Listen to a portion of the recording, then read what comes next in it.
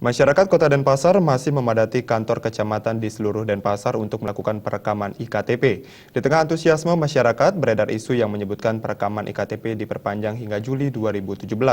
Disdukcapil justru belum menerima surat resmi dari Dirjen Administrasi Kependudukan dan Catatan Sipil terkait perpanjangan tersebut.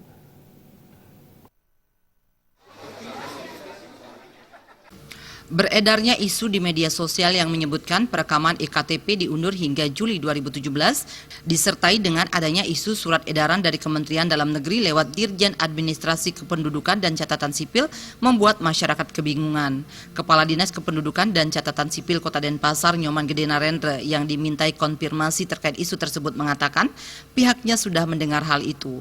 Namun ditegaskan informasi tersebut baru sebatas wacana karena pihaknya belum menerima surat resmi. Informasi sih kita dengar, saya lihat di Facebook seperti itu, di media juga saya seperti, cuman surat resmi kita belum terima dari Mendagri yang katanya perekaman diperpanjang yang kemarin 30 September harus itu boleh diperpanjang sampai 2017. Tetapi perekaman biarpun tidak ada surat itu akan tetap kita laksanakan setelah 30 September itu akan tetap kita berlangsung kok, tidak akan ada yang stop, itu tidak ada sebenarnya. Meski ada wacana itu, pihaknya masih tetap melakukan program yang sudah ditetapkan sebelumnya, yakni melakukan perekaman data di masing-masing kecamatan.